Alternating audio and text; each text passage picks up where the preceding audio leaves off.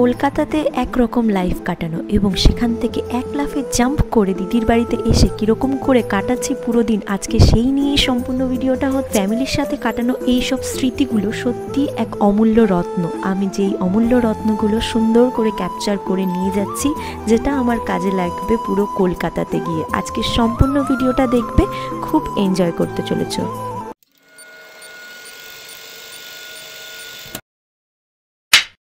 আমি জানি অনেকে নতুন এসেছো আমার চ্যানেলে, নতুন দেখছো আমাকে, নতুন জানছো, চিনছো। কারো কারো আমাকে ভালো লাগছে, আবার কারো কারো আমাকে ভালো লাগছে না। দেখো, আমি খুব সাধারণ একটা মেয়ে, সাধারণ লাইফ লিড করি, আর সেই সমস্ত স্ট্রাগল, সাধারণ লাইফটাই তোমাদের সাথে শেয়ার করি। আমার এটাই হলো কন্টেন্ট। ভালো লাগলে দেখবে এবং না ভালো লাগলে স্কিপ করে যাবে। সকালবেলা উঠে আমার যদি রান্নাঘরের দায়িত্ব থাকে তাহলে সবার জন্য আমি ব্রেকফাস্ট বানাই, কিন্তু কলকাতাতে আমার নিজের জন্যই বানাতে হয়। সবার জন্য সবাইকে শেয়ার করে খেতে কিন্তু বেশ ভালো লাগে, কিন্তু রান্নাঘরের দায়িত্বটা যখন মার হাতে পড়ে তখন আমার সেই দিকে টেনশন করতে হয় না।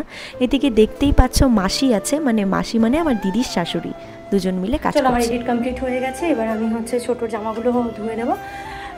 অ্যাকচুয়ালি আমি অনেকগুলো আমি কি বলতো হাগিস পরাতো হসপিটাল, তো বাড়িতে যখন আনা হলো তখন দিদি জিজু সবাই আমরা মা সবাই বললাম যে এখন হাগিসটা থেকে একটু ইগনোর কর, হাগিসটা পরাস না, যত কাপড় লাগবে যত কি লাগবে লাগুক, কিন্তু হাগিসটা ইগনোর কর। তো সেই জন্য মার শাড়িগুলো কেটে কেটে দিচ্ছিলাম, আর কিছু কাপড় আছে যেগুলো যদি ধুয়ে দিই তাহলে কী হবে বলো তো, তাহলে সেই কাপড়গুলো আবার ইউজ করতে পারবে। চলো ধুয়ে দেওয়া যাক।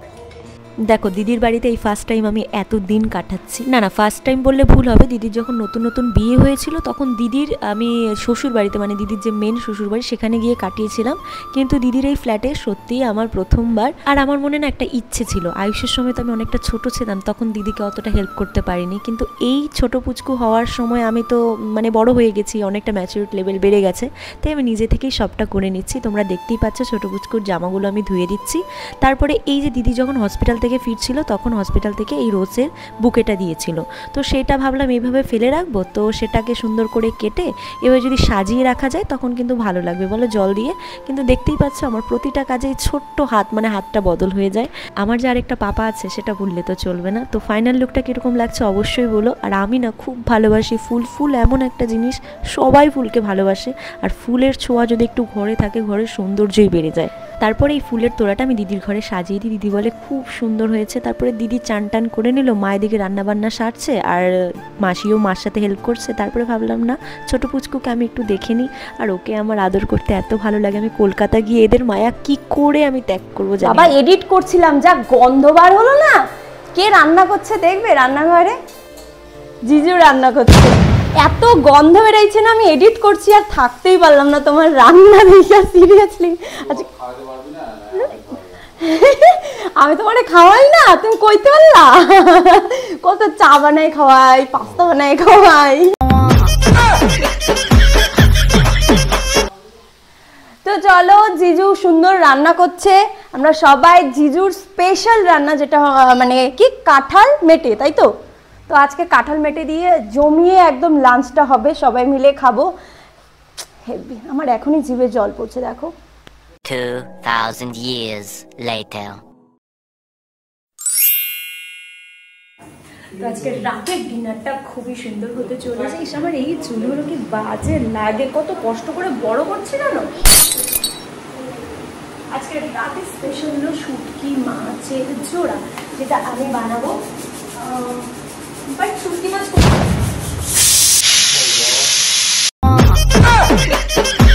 পেয়েছি, শুটকি মাছ।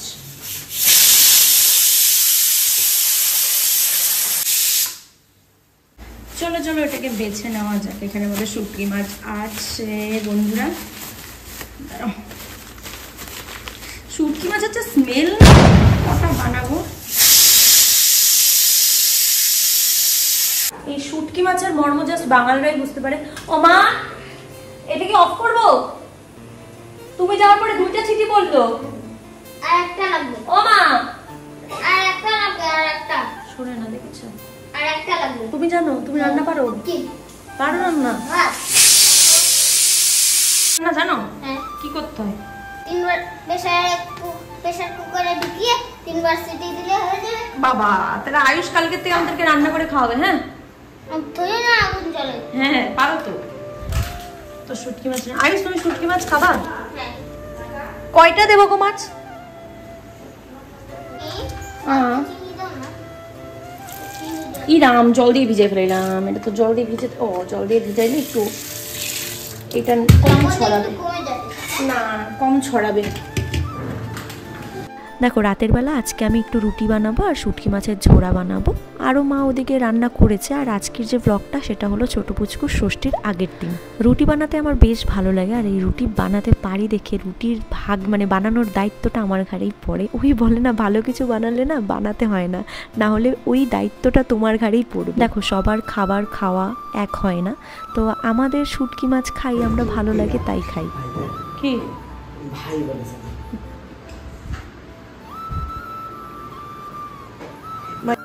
দেখো সবার খাবার কিন্তু খাওয়া সমান না। এই যে শুটকি মাছ আজকে বানালাম, অনেকে কমেন্ট করতেই পারো ছি এইসব খায়। দেখো আমাদের ভালো লাগে তার জন্য আমরা খাই, যাদের ভালো লাগে না তারা খায় না, এটা সম্পূর্ণই তাদের ওপর।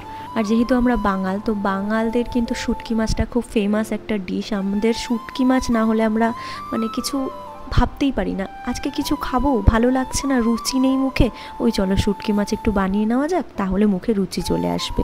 এটা আমাদের মেন্টালি। তো চলো রাতের বেলা রুটিনটা একটু শেয়ার করছি। রাতের বেলা দেখতেই পাচ্ছ এখানে বাসনগুলো আমি ধুয়ে নিচ্ছি, ধুয়ে নিলাম একদম পুরো পরিষ্কার। তারপরে আমি গ্যাস ট্যাস মুছে নিলাম। তারপরে আমার রাতের বেলা যেটা আমি সম্পূর্ণ করি সেটা হলো ব্রাশ করবই। আমি রাতে একবার ব্রাশ করি, তারপর ঘুম থেকে উঠে আরেকবার ব্রাশ করি, এবং ঘুমানোর সময় আমি একটু কিশমিশ জলে ভিজিয়ে রাখি, যেটা আমি সকালবেলা খাই। আর এই কিশমিশ ভেজানো জলটা যারা খাও না তারা না একবার ট্রাই করতে পারো। জাস্ট এইটুকু কাজ যদি তোমরা রাতের বেলা করে রাখো না, তাহলে সকালবেলা উঠে সেই যদি কিশমিশ ভেজানো জলটা খাও, তোমাদের ভেতর থেকে ব্রাইট হয়ে উঠবে, তোমাদের স্কিনটা খুব ভালো হয়ে যাবে। তার কারণ কিশমিশ কিন্তু অ্যান্টি অক্সিডেন্ট দেয়। তো তার পরের দিন যেদিন হলো ছোটো বাবুর মানে নামকরণ হয়, মানে আমাদের মধ্যে ষষ্ঠী হয়, সেই ষষ্ঠীর দিনকা তোমরা দেখতেই পাচ্ছ মাসি কাপড়গুলো ধুয়ে দিল। তো এই কাপড়গুলো আমাকে বললো যে তুই চল আমার সাথে, আমাকে একটু ছাদে মেলে দিতে হেল্প করবি। তো তারপর ভাবলাম যে না একটু হেল্প করে দেই। তারপরে চলো দুজনে মিলে গল্প করতে করতে সুন্দর করে কাপড়গুলো মেলে দিই। তার কারণ কি বলো তো, এত মানুষের কাপড় না ওই ব্যালকনি, তারপরে দিদির ঘরের যে জানালার শিক, সেখানে মেলে দিলে না আর হচ্ছে না, ছাদে ভালো করে মেলে দিতে হবে। আর হাওয়ার পরিমাণ দেখেছো, ক্লিপ দিয়ে যদি না দিই ভালো করে, হাওয়াতে সব উড়িয়ে নিয়ে যাবে কোথায়, আর সেই কাপড়ের ঠিকানা তারপরে আর পাওয়া যাবে না। এরকম করে আমাদের অনেক কাপড় হারিয়েছে। আর দিদির ফ্ল্যাটের ছাদ আমার এত ভালো লাগে, আমার যদি মানে ভিডিও করতেও ভালো লাগে, এমনি বসে থাকতেও ভালো লাগে। একটা এত সুন্দর হাওয়া আসে না, আর ব্যাকগ্রাউন্ডটা এত সুন্দর। আমার সত্যি আমি যদি কোনোদিনও ফ্ল্যাট কিনতে পারি ইন ফিউচার, তাহলে এরকম সুন্দর ছাদওয়ালা এবং ব্যালকনিওয়ালা ফ্ল্যাট কিনবো। জানি না ভগবান দেয় কিনা, ওই মনের সুপ্ত ইচ্ছে আর কি। 2000 years later. তো গাইস পাপা চলে এসছে, ফালাকাটা যাচ্ছি ভাই আর আমি, তার কারণ কিছু জিনিস আনতে হবে। তো পাপাও আসছে, পাপা বললো আয়, পাপাও নাকি অনেক কিছু কিনবে, তো সেই জন্য বললো তুই বাস স্ট্যান্ডে আয়। আমি বলি কি ঠিক আছে আসছি, চলো যাওয়া যাক। অনেকদিন পরে মানে আমরা রিলস বানানোর জন্য রেডি হয়েছিলাম, ভাই আর আমি রিলস বানিয়েছি অনেক দিন বাদে ভাইয়ের সাথে। ঠিক আছে, তোমাদের সাথে পরে শেয়ার করবো। বিকেলবেলা ভাইয়ের সাথে বেরিয়ে গেছি। ভাইয়া তো লম্বা হয়ে গেছে, কেউ বলবে না ওটা আমার ভাই, সবাই ভাববে দাদাই। হ্যাঁ, পাপা অ্যাকচুয়ালি চিনতে পারছে না, এই ফার্স্ট টাইম দিদির বাড়ি আসলো। তো পাপা ফার্স্টে বলে যে বাস স্ট্যান্ডে আয়। সো বাস স্ট্যান্ডে এসেছি, এখন পাপা বলে না বাস স্ট্যান্ডে নয়, ফালাকাটা চৌপতিতে দাঁড়িয়ে আছে, তো ওখানে যাচ্ছি। চলো। মনের মধ্যে একটা তাড়াহুড়ো কাজ করছিল, তার কারণ এখান থেকে কিছু বাজার করে তারপরে তাড়াতাড়ি বাড়ি যেতে হবে। পাপাকে আমি সেই বাজারগুলো করে দিয়ে পাপাকে পাঠিয়ে দিয়েছি আগেই, আর আমি আর ভাই পরে আছি। জিজু আগের দিনই বাজার করেছিল, কিন্তু কিছু ইম্পর্টেন্ট জিনিস বাজার করার বাকি ছিল, যেগুলো জিজু ভুলে গেছে। যেমন ওই কাজল পাড়ার হয় না ওই পেতলের জিনিস, সেটা নেওয়া বাকি ছিল, তো সেটা কেনার জন্য দোকানে চলে আসলাম। আর আমাদের তাড়া ছিল, তাড়াতাড়ি আমাদেরকে যেতে হবে, ওই 6 ষষ্ঠীর কাজ আবার শুরু হয়ে যাবে। এই দিনে আমাদের খুব একটা মজা হয়, তার কারণ কি নাম হবে, কি নাম ডিসাইড হবে, সেই নামের ওপর ডিপেন্ড করে সারাটা বছর কিন্তু ওর নাম থাকবে। সেটার ফুল ভিডিও তো এপি ব্লগসে এসেই গেছে। তারপরে আমি মজা করতে থাকলাম, আর আমি আর ভিডিও করলাম না, এটা কিনতে এসেছিলাম। আজকের মতো ভিডিওটা এখানে শেষ করছি। ভালো থেকো, সুস্থ থেকো, বাই বাই।